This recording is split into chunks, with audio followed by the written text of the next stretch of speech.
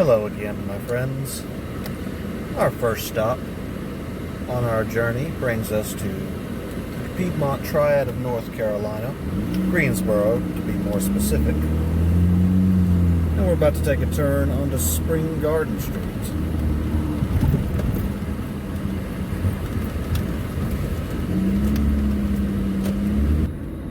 And now coming up on our left is the Blind Tiger.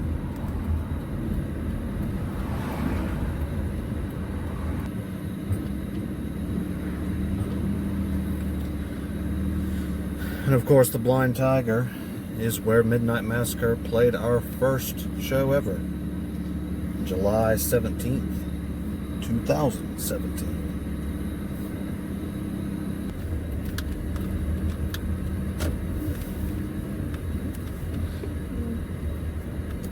And right now, we're coming up on what is now known as the Twist Lounge, which was the former location of Shiners, where we played quite a few shows.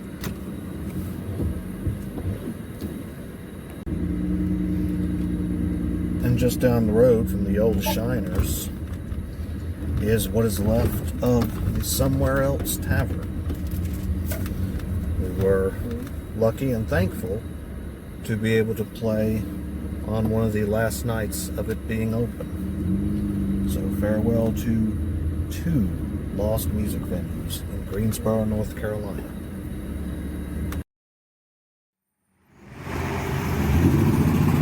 Here we are in Madison, North Carolina now, the location of Midnight Massacre's second show. What now is a bakery used to be a little Italian restaurant where we actually sat and ate before that show in full makeup. And right around this corner is the very stage that we played on that day.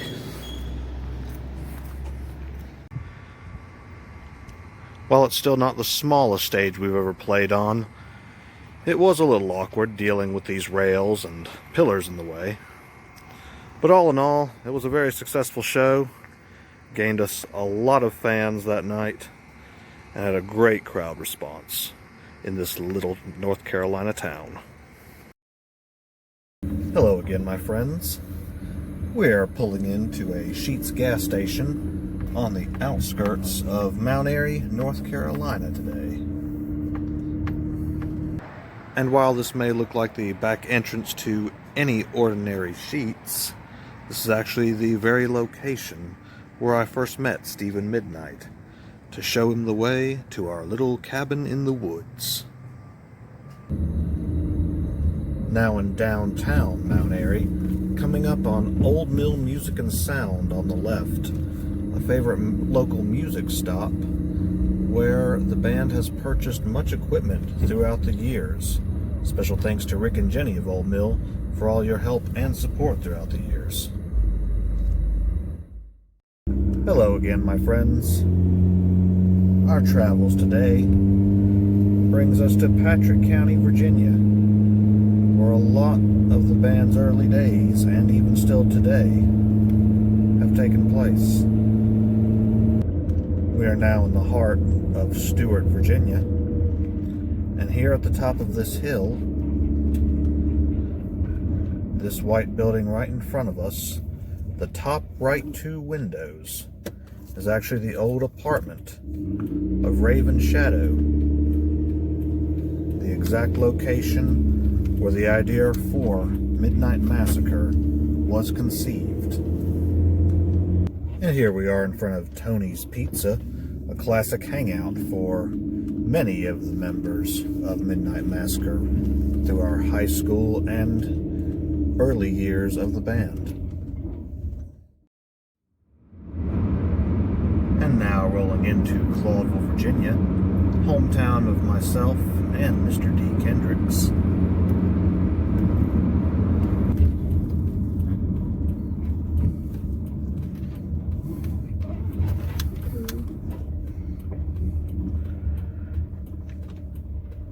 And now pulling into Lee's Cargo, a local gas station where D and I used to spend and waste many hours dining and loitering, along with the rest of the band at some point or another.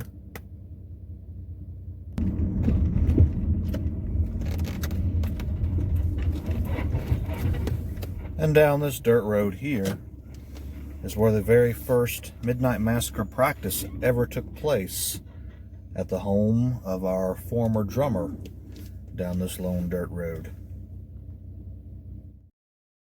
Hello, fellow wolves. Vincent Rains here. It is show day, and I am bringing you more On the Road with Vincent, uncut and on location. We are here in Roanoke, Virginia, outside the Coffee Pot Roadhouse, the location of Midnight Massacre's first show in the state of Virginia. And the show was a major turning point for the band, where after that we started to get major recognition, and the shows were flooding in after that night. Stay tuned for more. We'll be back later. We're now on the roof of a parking deck in downtown Roanoke, right across from the Wells Fargo building. Right here is just where I like to come if we're having a show in the area, to get a small sense of power as I look down on the people below.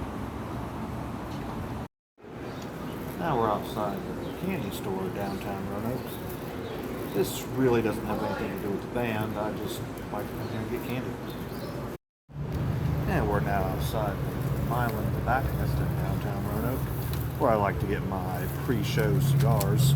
Remember, kids, if anyone ever offers you a cigarette, just say no. I only smoke cigars. And we're coming up now on the Front Row venue, location of the infamous Front Row incident, where our set was cut in after 3 songs. A couple of our members almost got into fights with members of other bands, but hey, we moved past it, and it's now become the dream of one of our members to be able to one day have enough money to buy the Front Row and have it bulldozed to the ground.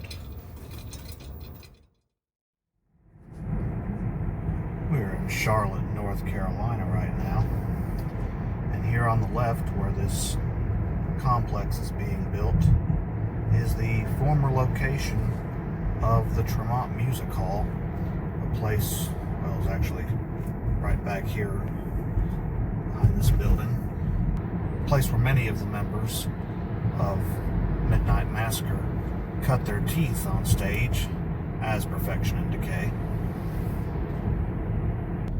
Right now we're passing Amos's South End, and right here in the middle of this street is where the very first picture of Midnight Massacre as the entire band was ever taken.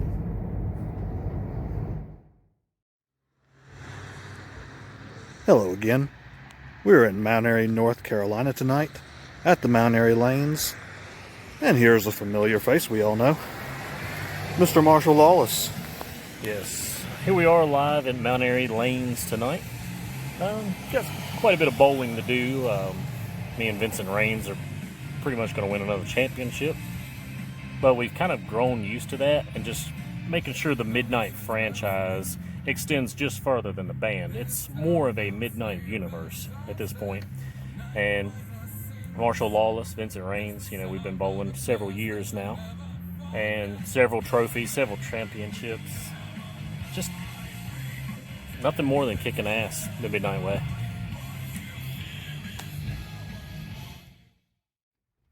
Hello all. A little bit different type of video today. As many of you do know from our posts of photos and videos, that for years now we have held our band practice in a small cabin in the woods of Southwest Virginia, owned by our drummer Dee Kendricks, and actually located in the woods behind the house I grew up in for 16 years of my life. But over the last couple months we've actually left the small cabin in the woods in favor of a larger practice space with more efficient wiring, climate control, running water, TV, internet. It's just a much better space in general. While we are very happy to have this new practice space, it was a bit of a bittersweet moment to have to say goodbye to the place we had called our home for over 10 years. And over the course of those 10 years and 3 separate bands, we've made a lot of memories in that cabin. So now, as this decade draws to a close, I thought it would only be appropriate to take one last visit to the cabin in the woods and give you all a quick little tour around the place that we called our home for those many years.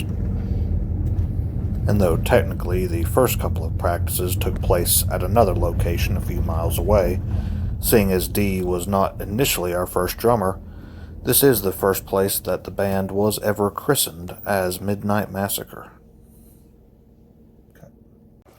And though a few things have changed over the course of the last 10 years, most things do remain the same about the cabin. There were a few railings here about the edge of the steps that were accidentally knocked off over time, and the porch swing in the corner has since fell since we first started practice there. This cord is actually the latch to the door, pulling it, opening the door, and the door is still padlocked, so I was not able to get inside to show you what the actual interior of the cabin looked like. And this was not just a practice space for us. There were many days that we would just come down here to get away from the rest of the world, spend time with the rest of the band, talking about everything from our music to the Twilight Zone and other topics of our fascination. And while many other people have been down to this cabin, we always saw it as our private place to be away from everybody else.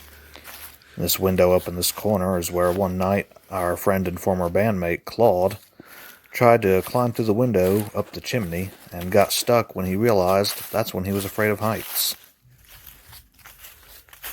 And as peaceful as it looks, Raven and I can remember many late nights spent here where many unexplainable and downright creepy things would happen, from bangings on the windows and the wall to other unexplainable sounds we would hear in the middle of the night.